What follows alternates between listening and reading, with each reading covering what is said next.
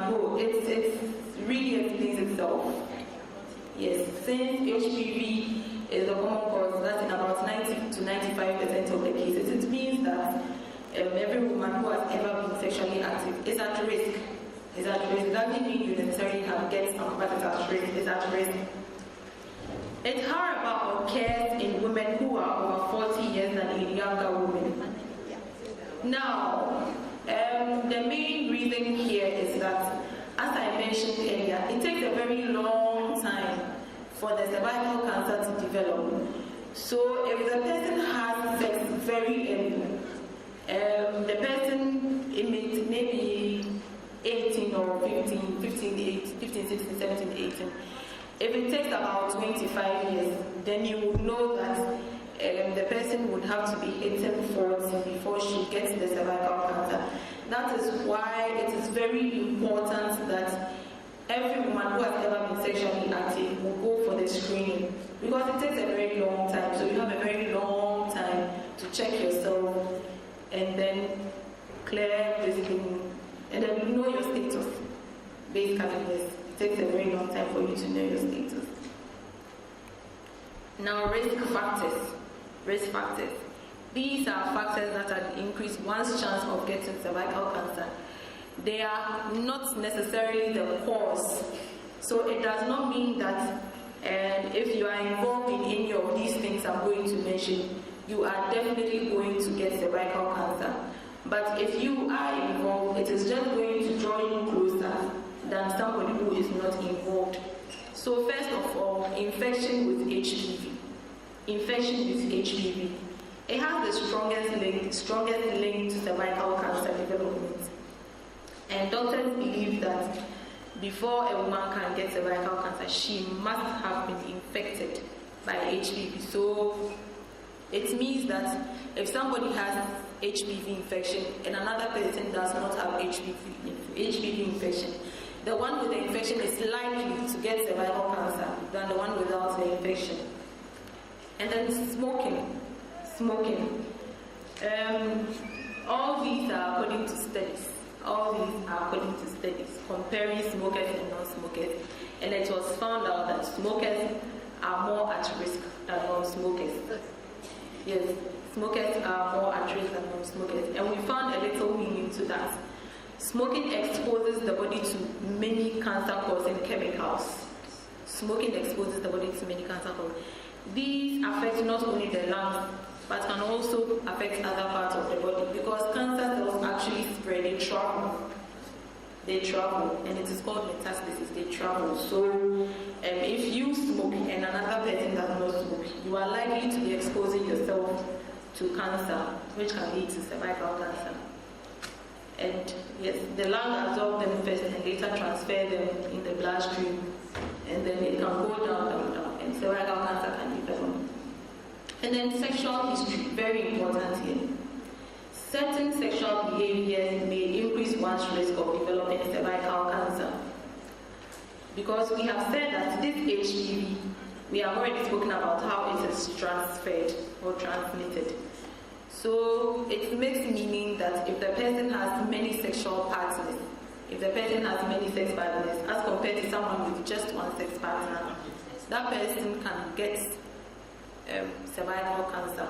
You have the risk of getting it, because there's a likelihood that at least one of the people may have the virus and can transfer it to you. And then having sex with someone who has had many sexual partners. So apart from having sex with somebody who has many sex partners, even if the person has already had, it's possible that one of those partners has already given it to the person, and the person can just transfer it to you. And then having sex at an early age. That's what I mentioned, that if somebody has sex early, it is very likely that the person can get the cancer than somebody who didn't have it early. I explained that earlier. And then HIV infection. Women infected with the HIV, human immunodeficiency virus, are at greater risk of developing cervical cancer, simply because their immune systems are compromised. And we mentioned that the immune system of a strong person can can just fight and clear the HPV. So if the person's immune system is suppressed or compromised, it makes meaning that she will not be able to fight it like the one who has a stronger immune system. And then genetics, and this is also according to study. And studies have shown that having a family history of cervical cancer may increase one's risk. So if the person has had a member, a sister, or an auntie, or a mother who has had cervical cancer before, it makes sense that you will be more careful than somebody who has not known cervical cancer in her family. You should be more careful. It just increases your risk. And then multiple births. Studies also show that people who carry 7 or more full-term pregnancies are at a higher risk of developing cervical cancer, multiple births. So that one was according to studies. They just made studies and compared the number of children who are born. So if someone has one child, as compared to somebody who got more children at birth, you are likely to get cervical cancer. And that was according to studies. They also mentioned that oral contraceptives, there's a small cervical cancer risk in using birth control pills for longer than 5 years. And it was also according to studies that was done. It doesn't necessarily mean that if someone is using oral contraceptives, the person will get it. They just made a study. They compared people who were using the birth control pills to people who were not using it.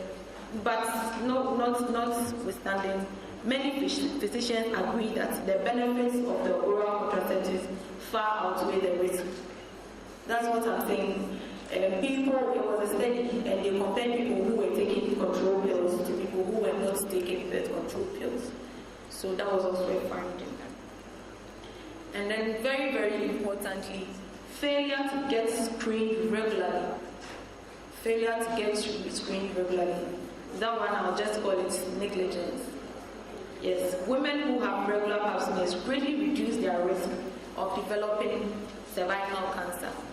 Of course, if you check yourself regularly, you reduce your risk. And a pap smear can detect abnormal changes before they progress to cancer. So if you are concerned about your health, you reduce your risk of getting cervical cancer.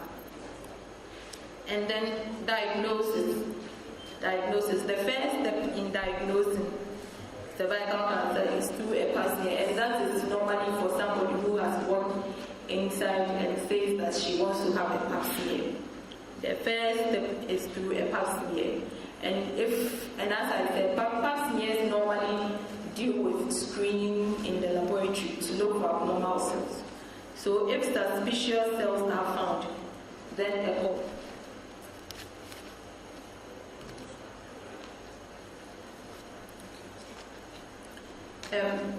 If suspicious cells are found, then other tests are called colposcopy.